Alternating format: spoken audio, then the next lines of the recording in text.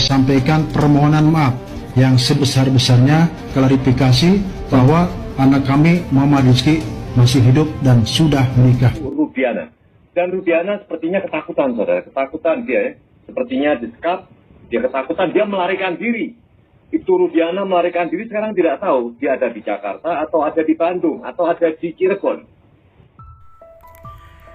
Ternyata Ibtu Rudiana sudah mengaku bahwa kasus Vina Cirebon ini yang merenggut nyawa anaknya Eki dan Vina karena kecelakaan. Hal ini diungkap oleh teman Eki, Franciscus Marbun.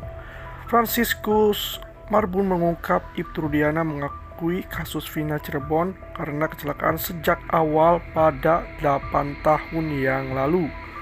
Meski seorang polisi yang melihat anaknya tewas di sekitar flyover Talun, saat itu Ibtu Rudiana ternyata tidak menaruh curiga apapun.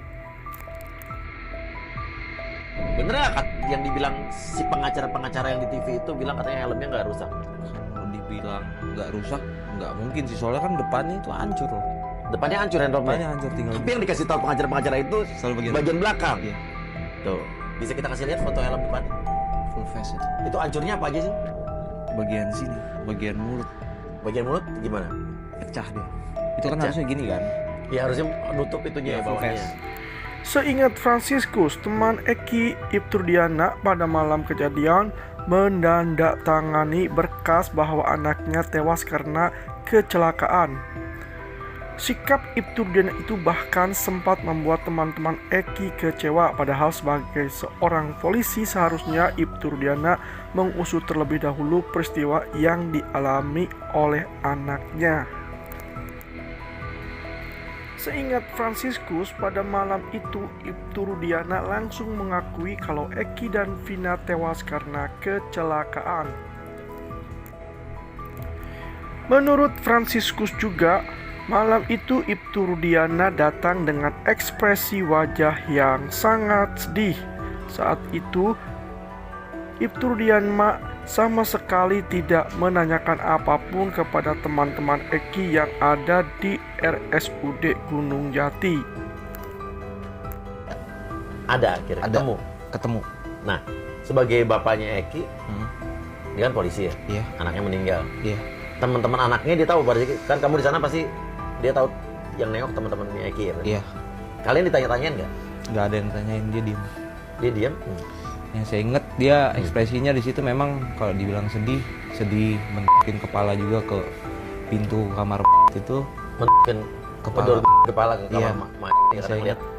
Bahkan hingga acara yasinan 3 hari di rumah Eki, Franciscus dan teman-temannya masih mempercayai kalau keduanya tewas karena kecelakaan. Namun setelah 1 mingguan Franciscus mendapat kabar bahwa ada pelaku pembunuhan yang tertangkap. 3 hari berturut-turut diperiksa di Mabes Polri, kuasa hukum Sakatata sebut Ibtu Rudiana terancam gantikan 7 terpidana kasus Vina Cirebon. Jika memang keadilan di negara ini masih ada, ya kudu dibebaskeun nya, dibui. Sakalian jeung si Aep nya, jeung si RT Pasren, ulah poho jeung pengacara-pengacarana. Pengacara si RT Pasren, pengacara si Aep, jeung pengacara si Rudiana. Kunaon make kudu dibui pengacara-pengacarana? Karena mereka sudah lantang sekali membela kejahatan yang sudah dilakukan ku si Aep jeung ku si Rudiana. Hah, sapedah tuh ah. Ex Wakapolri Komjen Purnawirawan Og Roseno juga mengaku heran kenapa Ibtu Rudiana di awal kasus tidak curiga dengan kematian anaknya. Padahal sebagai polisi, jika dirinya masih curiga dengan kematian Eki, seharusnya minta jasad Eki anaknya diotopsi. Mantan Kabar Eskrim Komjen Purnawirawan Susno Duaji juga meyakini kalau kasus Vina Cirebon adalah kecelakaan. Apalagi kata Susno Duaji, laporan soal kecelakaan di Polres Cirebon hingga saat ini masih ada, tidak dicabut. Bahkan Susno Duaji membuat sayembara untuk siapapun yang bisa membuktikan kalau kasus Vina Cirebon adalah pembunuhan. Seluruhnya adalah otaknya Aibtu Rudiana. Cerita selama ini adalah direkayasa Aibtu Rudiana sendiri. Saya yakin 100% dari awal dia perbuatannya jelas dia mengarang cerita. Saya meyakini Rudiana ini polisi yang punya kekuatan hebat di Polresta Cirebon. Dengan kejadian seperti kasus di Cirebon, seharusnya Rudiana ini dinonaktifkan dari anggota Polri, dicopot jabatannya. Kuasa hukum Ibtu Rudiana, Pitra Romandomni, kekeh bahwa Vina dan Eki tewas karena pembunuhan. Bahkan Pitra menantang pengacara Saka Tatal untuk membuktikan kalau kasus Vina Cirebon adalah kecelakaan. Teman Eki yang muncul memberi kesaksian, Franciscus. Dia memberikan kesaksian tentang temannya yang meninggal dunia. Ditayangkan, Franciscus mengaku jika dia adalah pemilik helm dan sepatu yang dikenakan Eki di malam kejadian tanggal 27 Agustus 2016 lalu. Setelah mengetahui temannya meninggal dunia di broadcast BBM dan teman tongkrongannya, dia dan teman-teman lainnya langsung menuju rumah sakit untuk melihat keadaan Eki. Itu udah lepas dari jalurnya gitu maksudnya. Iya. Kacanya masih di situ, tapi udah lepas gitu. Iya. Yang satu apa yang kiri apa yang kanan itu masih nempel, tapi satu lagi udah nggak nempel gitu. Yang hancur bagian apa jadi bukan kaca? Bukan bagian yang kerasnya, bagian Bagian keras hancur tuh. Iya, Tapi kerasnya udah hancur. udah patahnya juga kelihatan lah dibilang. Tapi bisa nggak helm itu dihancurin pakai tangan? Nggak bisa sih kalau pakai palu. Jadi helm itu nggak mungkin orang bisa ngancurin pakai tangan, pakai Mental batu pasti. gitu.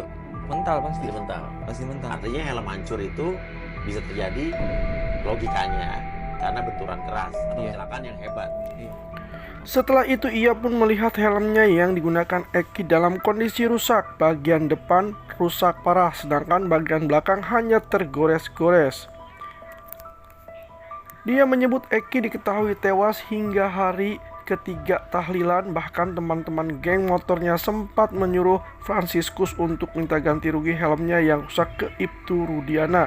Namun dia mengaku tak sampai hati melakukan hal tersebut karena temannya sudah meninggal dunia.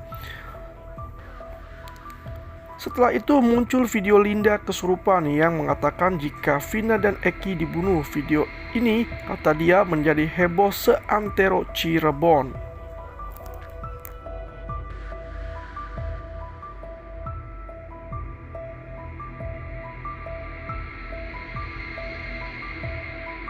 Kalau ada orang yang bilang begini nih, wah itu mengubah dari kasus pembunuh dan pemerkosa menjadi kasus laka lantas, ini untuk menutup-nutupi pelaku sesungguhnya nih. Pasti pelakunya ini adalah orang anak jenderal, pasti ini orang besar, pasti ini adalah keterkaitan dengan narkoboy. Nah, kalau ada orang-orang yang masih bilang begitu, sampaikan kepada mereka, perlu diingat kembali bahwa kasus Vina ini awalnya itu adalah kasus laka lantas dan itu sudah close case gitu loh. Kasusnya sudah ditutup.